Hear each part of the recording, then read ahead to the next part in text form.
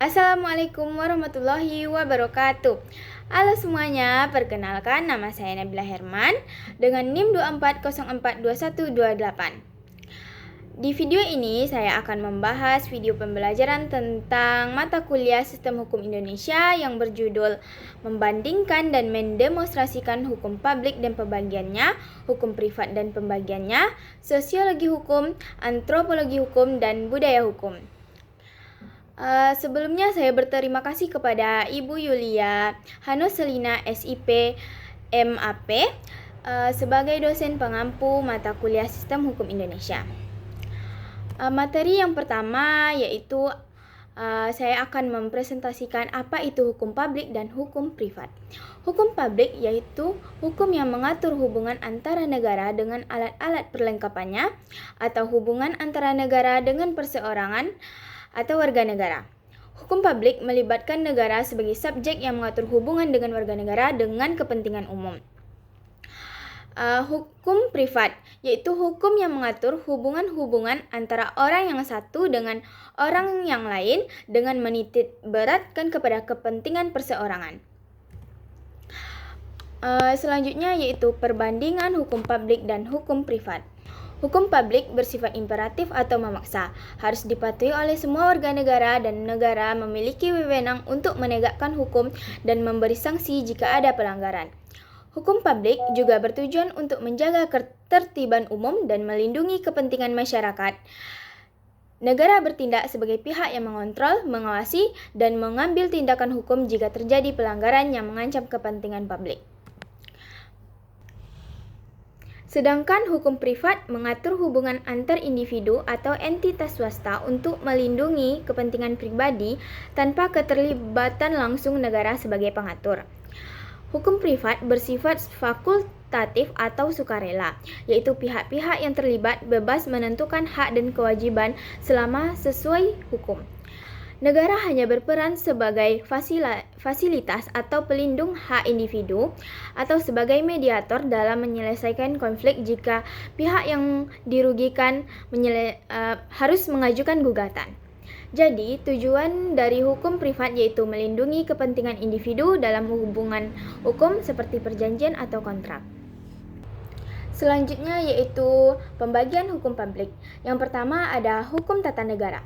Hukum tata negara yaitu hukum yang mengatur bentuk dan susunan pemerintah suatu negara serta hubungan kekuasaan antara alat-alat perlengkapan satu sama lain dan hubungan negara atau pemerintahan pusat dengan bagian-bagian negara atau daerah-daerah swatantra.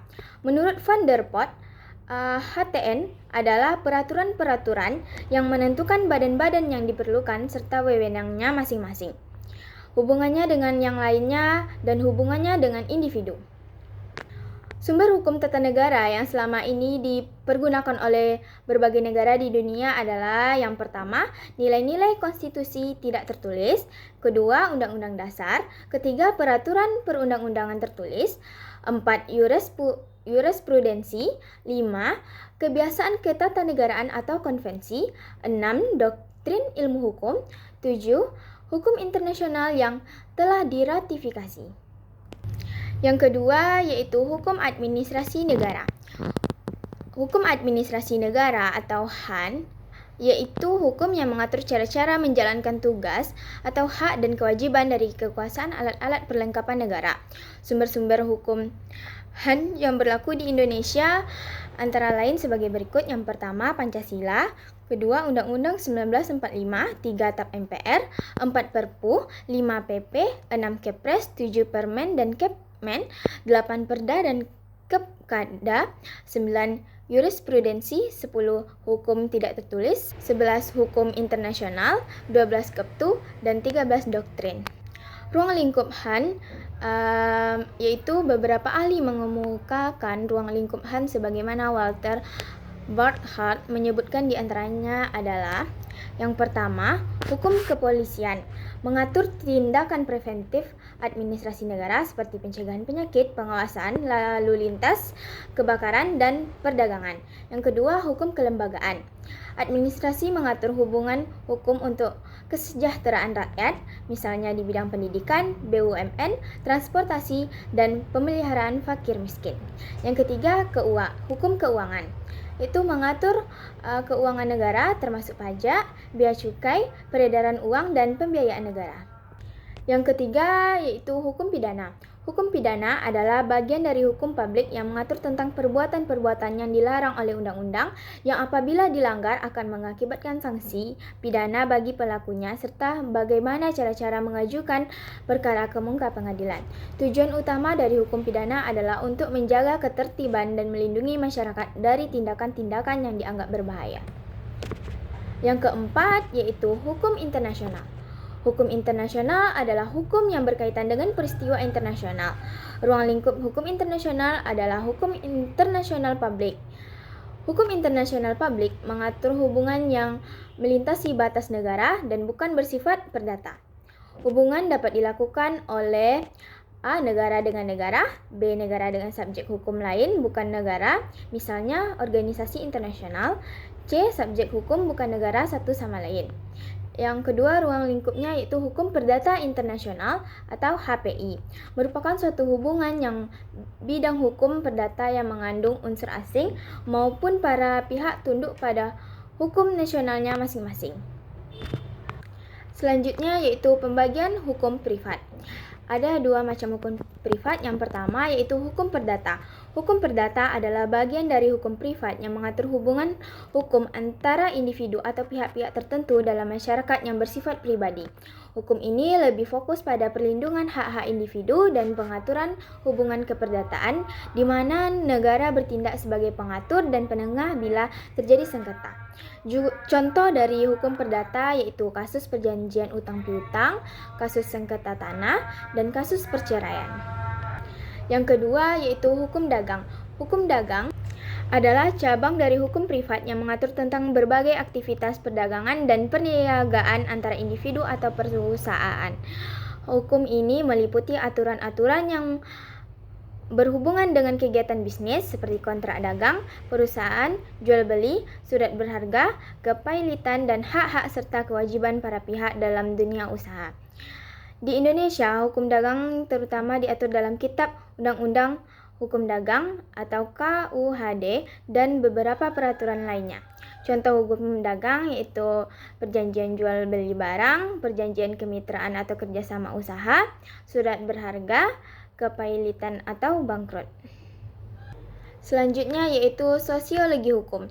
Sosiologi hukum dapat didefinisikan sebagai ilmu yang didasarkan pada analisis teoritis dan penelitian empiris yang berusaha menetapkan dan menjelaskan pengaruh proses kemasyarakatan dan perilaku orang terhadap pembentukan, penerapan, jurisprudensi, dan dampak kemasyarakatan atas aturan hukum dan sebaliknya, yaitu pengaruh aturan hukum terhadap proses kemasyarakatan dalam perilaku orang. Berikut beberapa contoh penerapan sosiologi hukum dalam kehidupan bermasyarakat. Yang pertama, kepatuhan lalu lintas, yaitu memahami faktor sosial di balik kepatuhan atau pelanggaran aturan lalu lintas untuk mengurangi kecelakaan. Kedua, hukum dan kearifan lokal, menyelaraskan hukum formal dengan hukum adat agar tidak terjadi konflik dan menjaga harmoni.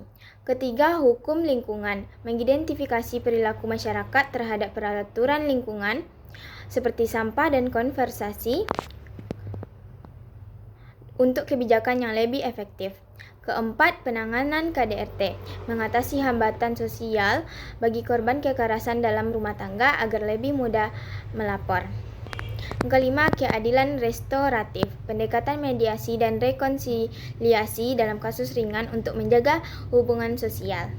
Yang keenam, pemberantasan korupsi, memahami budaya birokrasi yang mendorong korupsi guna membuat kebijakan anti korupsi yang lebih tepat. Selanjutnya yaitu antropologi hukum. Antropologi hukum adalah cabang dari antropologi yang mempelajari hukum sebagai fenomena budaya dengan fokus pada bagaimana hukum berfungsi dalam masyarakat-masyarakat yang beragam secara budaya. Antropologi hukum memandang hukum bukan hanya sebagai aturan yang berlaku secara formal atau tertulis, tetapi juga sebagai sistem norma dan praktik yang muncul dari adat, kebiasaan, dan tradisi masyarakat. Disiplin ini mengkaji bagaimana aturan dan norma berinteraksi dengan budaya, serta bagaimana hukum beradaptasi dengan konteks sosial yang berbeda. Berikut contoh dari penerapan antropologi hukum dalam kehidupan masyarakat. Yang pertama yaitu penyelesaian sengketa dengan hukum adat. Hukum adat digunakan dalam menyelesaikan konflik seperti sengketa tanah atau pernikahan karena dianggap lebih sesuai dengan nilai setempat. 2. Restorasi tradisi hukum masyarakat adat. Antropologi hukum membantu menjaga sistem hukum tradisional masyarakat adat agar hak-hak mereka tetap dihormati dalam hukum nasional. Yang ketiga, studi hukum warisan dalam budaya tertentu. Dalam budaya tertentu, aturan warisan dapat berbeda dengan hukum nasional, seperti pada masyarakat Minangkabau. Antropologi hukum menilai pandangan keadilan lokal. Materi yang terakhir yaitu budaya hukum. Budaya hukum menurut Roni Niti Baskara adalah keseluruhan sikap masyarakat dan sistem nilai yang ada pada masyarakat yang akan menentukan bagaimana seharusnya hukum itu berlaku dalam masyarakat yang bersangkutan. Dengan kata lain, budaya hukum dapat didefinisikan keseluruhan pandangan, nilai, sikap, dan persepsi masyarakat terhadap hukum, serta perilaku mereka terhadap aturan dan proses hukum yang berlaku. Budaya hukum mencerminkan sejauh mana masyarakat menerima, menghormati, dan menegakkan hukum dalam kehidupan sehari-hari. Contoh budaya hukum yaitu menghormati proses hukum. Masyarakat menyelesaikan perselisihan melalui jalur hukum yang sah, bukan dengan tindakan sendiri. Yang kedua, kepatuhan pada hukum lalu lintas. Mematuhi rambu dan aturan lalu lintas sebagai bentuk kesadaran menjaga keselamatan bersama. Yang ketiga, pelaporan tindak pidana. Masyarakat melaporkan pelanggaran hukum kepada pihak berwenang untuk menjaga ketertiban umum.